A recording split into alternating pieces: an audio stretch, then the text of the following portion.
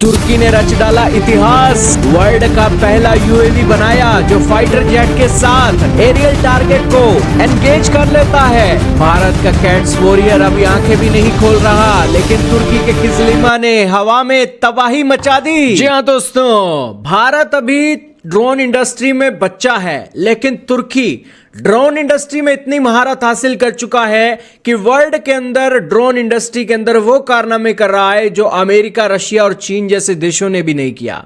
हाल ही में तुर्की की बैरक्तार कंपनी ने अपने किजलिमा यूएवी के चलते एयर टू एयर मिसाइल दागी है। दोस्तों, इसी साल जनवरी का महीना था जब इसी कंपनी ने अपनी इसी एयर एक यूएवी की एक टैक्सी टेस्ट के साथ साथ अपनी एक पहली उड़ान भरी थी, और उसके कुछ ही महीनों के बाद दिसंबर महीने के अंदर उसने एयर टू एयर मिसाइल भी इसके अंदर लगा दी और हाई एल्टीट्यूड पर एरियल टारगेट को एंगेज भी कर दिया।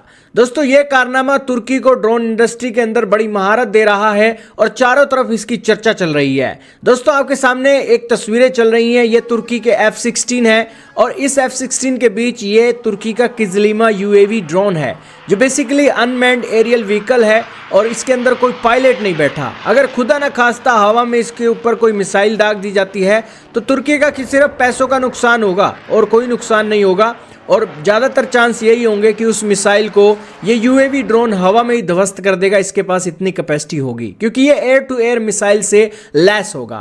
दोस्तों, भारत भी इस तरीके के यूएवी बना रहा है और अभी भारत ने इसके टैक्सी टेस्ट तो क्या, अभी इसकी पहली उड़ान भी नहीं भरी है।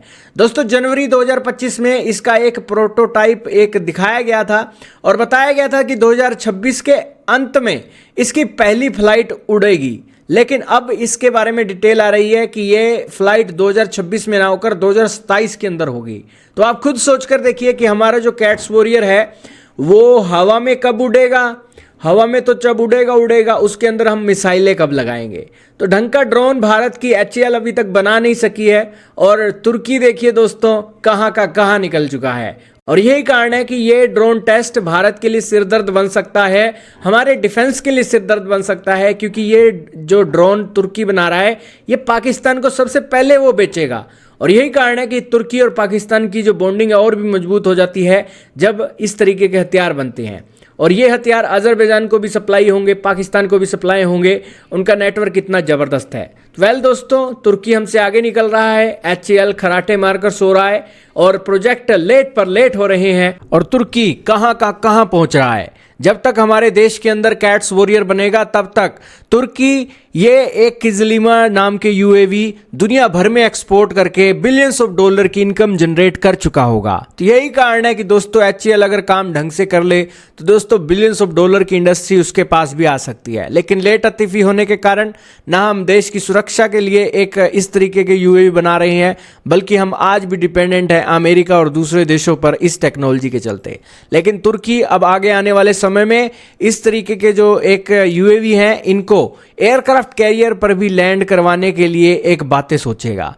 जिस तरीके से दोस्तों ये एक अपने देश के अंदर नेवी के मामले में तुर्की बहुत आगे है और अब ड्रोनों के मामले में भी आगे निकल चुका है, और नेवी और ड्रोन का ये संगम किसी भी देश के लिए चुनौती बन सकता है। खैर, ये चुनौती बने ना बने, लेकिन तुर्की की 10 की 10 उंगलियां देसी घी में जरूर डाल सकता है, जिससे तुर्की को कमाई के मामले में दुनिया की तरफ देखने की जरूरत नहीं है।